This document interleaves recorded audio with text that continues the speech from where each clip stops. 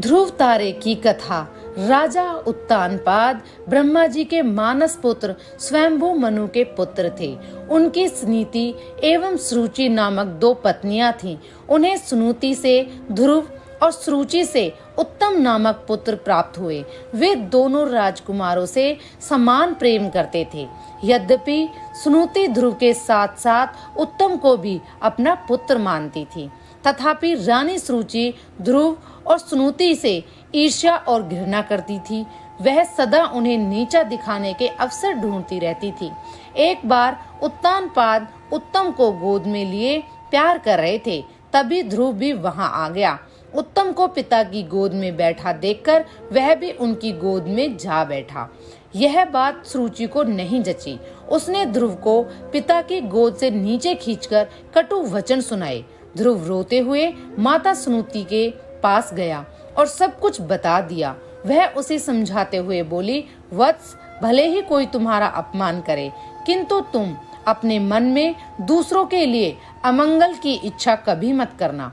जो मनुष्य दूसरों को दुख देता है, उसे स्वयं ही उसका फल भोगना पड़ता है। पुत्र, यदि तुम पिता की गोद में बैठना चाहते हो तो भगवान विष्णु की आराधना कर उन्हें प्रसन्न करो। उनकी कृपा से ही तुम्हारे पितामह स्वयंभू मनु को दुर्लभ लौकिक और अलौकिक सुख भोगने के बाद मोक्ष की प्राप्ति हुई थी।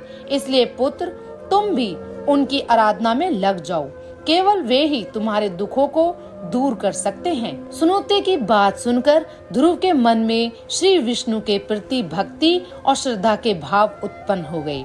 वह घर त्याग कर वन की ओर चल पड़ा।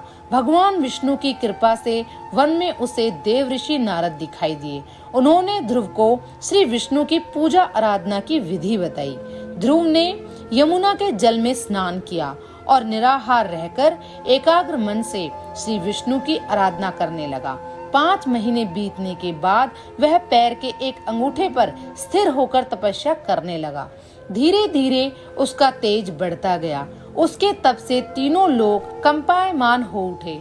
जब उसके अंगूठे के भार से पृथ्वी दबने लगी, तब भगवान विष्णु भक्त ध्रुव के समक्ष प्रकट हुए और उसकी इच्छा पूछी।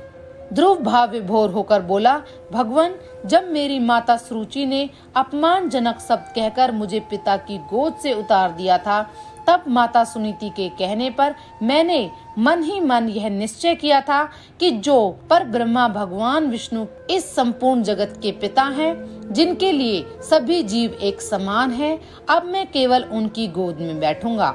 इसलिए यदि आप प्रसन्न होकर मुझे वर देना चाहते हैं तो मुझे अपनी गोद में स्थान प्रदान करें, जिससे कि मुझे उस स्थान से कोई भी उतार न सके। मेरी केवल इतनी सी अभिलाषा है। श्री विष्णु बोले, वत्स, तुमने केवल मेरा स्नेह प्राप्त करने के लिए इतना कठोर तप किया है, इसलिए तुम्हारी निस्वार्थ भक्ति से प्रसन्न होकर मैं तुम्हें ऐसा स्थान प्रदान करूंगा जिसे आज तक कोई प्राप्त नहीं कर सकेगा। यह ब्रह्मांड मेरा अंश और आकाश मेरी गोद है। मैं तुम्हें अपनी गोद में स्थान प्रदान करता हूँ। आज से तुम ध्रुव नामक तारे के रूप में स्थापित होकर ब्रह्मांड को प्रकाशमान करोगे। इसके आगे श्री विष्णु ने कहा, तुम्हारा पद सप्त ऋषियों से भी बड़ा होगा और वे सदा तुम्हारी परिक्रमा करेंगे।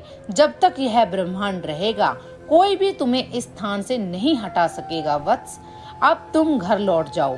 कुछ समय बाद तुम्हारे पिता तुम्हें राज्य सौंपकर वन में चले जाएंगे। पृथ्वी पर 36,000 वर्षों तक धर्म पूर्वक राज्य भोगकर अंत में तुम मेरे पास आओगे। इतना कहकर भगवान विष्णु अंतर्धान हो गए। इस प्रकार अपनी भक्ति से भगवान विष्णु को प्रसन्न कर बालक ध्रुव संसार में अमर हो गया।